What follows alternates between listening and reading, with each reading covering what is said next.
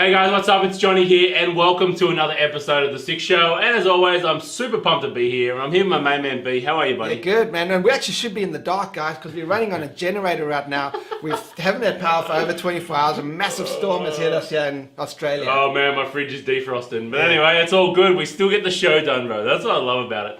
This week on the show, we interview the wonderful Varina Patel, and she's got a story for you about 5 languages. Yeah, and she inspires us with an amazing once-in-a-lifetime image, lava image from Hawaii, and she shows us the lens that she loves the most, the macro 180mm macro lens. Drool! All right, let's get into it. Enjoy.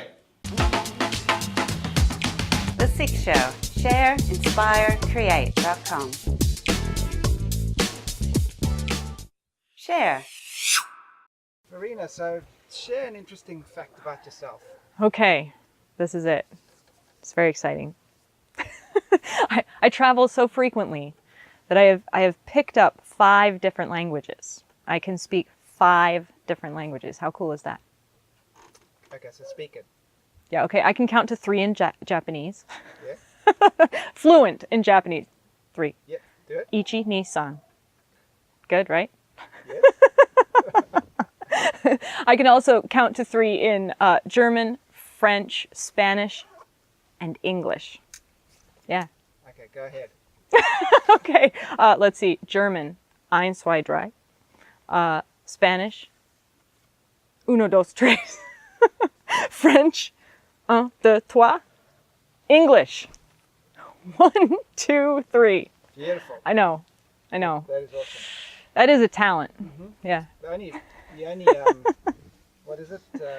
Spanish that I know is Dos Equis. Yeah. Okay.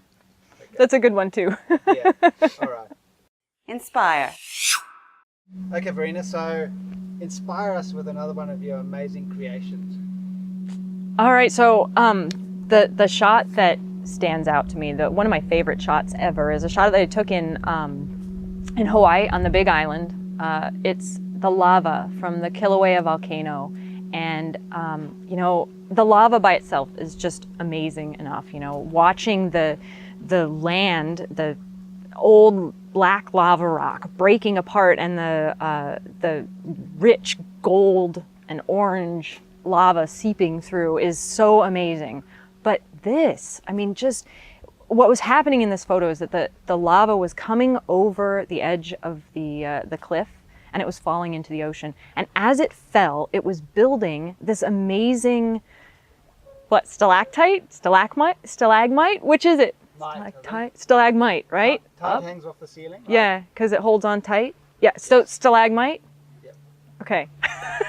And it was growing right up out of the ocean. You're watching the land change as you shoot, and you're watching this spire growing as the lava falls onto it. So there's this amazing experience of seeing a landform changing in front of your eyes, and not just a little bit, not just that spire, but the entire cliffside was changing as we watched and hardening into this heavy lava. But also, I think that the one thing I wish I could include in this photo that I simply can't is the violence of the lava hitting the cold water. The steam that you can see there in the photo just swirls up and around and creates these beautiful patterns and shapes and colors as it's reflecting the light of the lava. But the sound of it and the boiling of the water and just the violence of the steam rising off, such an amazing thing to see. And so to me, it wasn't just the photo. There's so much in that photo that I just couldn't convey, try as I might. It's still one of my favorite photos, and yet how do you say that? How do you share that in a photo? I don't know. Maybe the day I figure that out is the day I have arrived as a photographer. Awesome. Yeah. That's an amazing image. I'm looking at it now. For those people that can't see it, and I think you've explained it pretty well, but it's basically a dark image. It actually looks like you've taken it at night or pre-dawn or after the sunset. Yes, and yes, that's there's right. Just this red glow of the lava falling down and creating the stalagmite. I think it is. There's steam everywhere. There's different colors. There's blues and purples and the warmer colors. Just an incredible photo. And this has inspired me. I'm coming with you to Hawaii next time to Yeah. photograph these. We have a workshop in October. Yeah, totally. And we'll put that at Yeah. the bottom of this video, the Okay. workshop, if there's any spots left. I know it Yeah, gets there are filled up. still a few spots left. Yeah. Won't be much longer, but there are a few left. So yeah.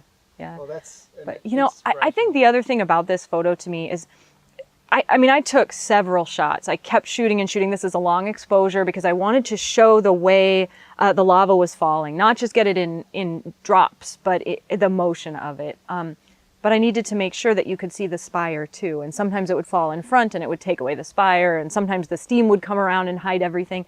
So shooting over and over, and each photo, you know, if I were to line them up, you can see this changing scene happening. It's really cool. It's just, and I think, you know, again, it's that feeling that I get when I look at the photo, the memories behind it, but also feeling like I was able to capture and share at least a small part of that amazing experience. Totally. That's what I love about photography. And isn't that why we take photos? It's to Yeah. create an emotional impact in the Yeah. person viewing it, so that they Yeah. can remember how they felt when they were at that place. Yeah, I think that's exactly it. I want to be able to share the peace and the pleasure of being there. Create. Varina, show us another thing that you used to create. Okay, so now back in, gosh, I don't even know. I was maybe 14. My dad's friend loaned my father a macro lens and an old Nikon camera. And I got to use that macro lens. And that's what made me fall in love with photography back then. And now I have this macro lens. Yeah, so this is actually my favorite lens.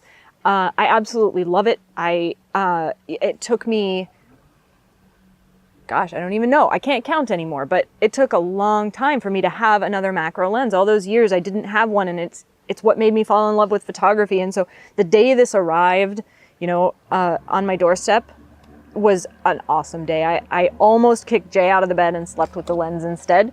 It's a beautiful, beautiful thing. But you know, I love the macro lens. I love the fact that I can get in really close to tiny subjects and just show you the amazing details in them. And what's cool about this lens in particular, it's a 180 macro, and it means I can get a little extra working distance. So I don't have to be really, really close to my subject. I can be just a little bit further back and still, you know, get the incredible magnification that, you know, with a 100 millimeter macro, for example, I'd have to get in closer in order to get the same magnification. There's nothing wrong with that. But, you know, if I'm shooting, yesterday I was photographing frogs, and you don't want to get very close to a frog because it'll take off. So, you know, frogs, bugs, butterflies, all those things, I don't have to get very close. So I love this macro lens. It's my precious. It is, it's awesome. And I was watching you yesterday, Varina, shooting that frog, and Yeah. I think if you got any closer, it would have gone away. So Yeah. basically that lens allowed you to capture that frog. That's where right. You wouldn't have been able to do it with That's right. A shorter macro lens.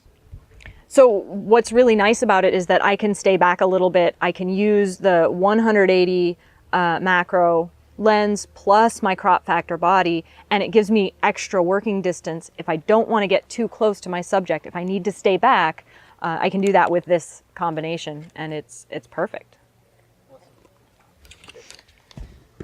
Awesome, Varina. Actually, give me that.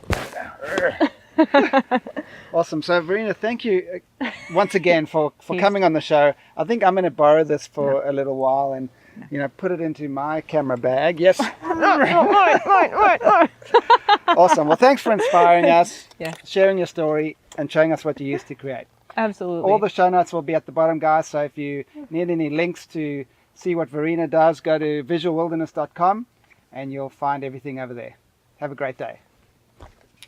Oh man, love Varina. Love the five languages. The uno, dos. The only language I know is Dos Equis. Really? Which is a beer, like Mexican or yeah. Oh man, I know like a bit of French. Croissant is a good one. You know, a bit of New Zealand fish and chops.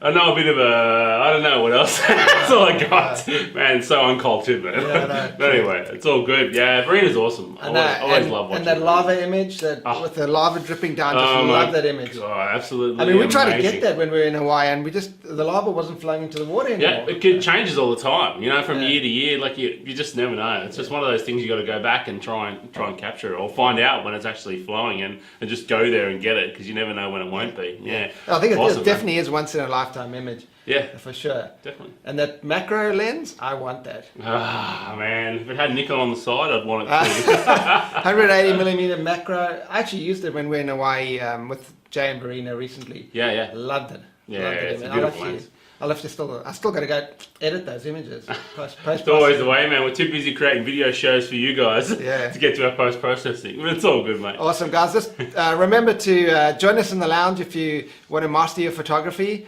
And click the link below and leave us comments. This is Brent. Have an awesome day. Take care, guys. Bye. To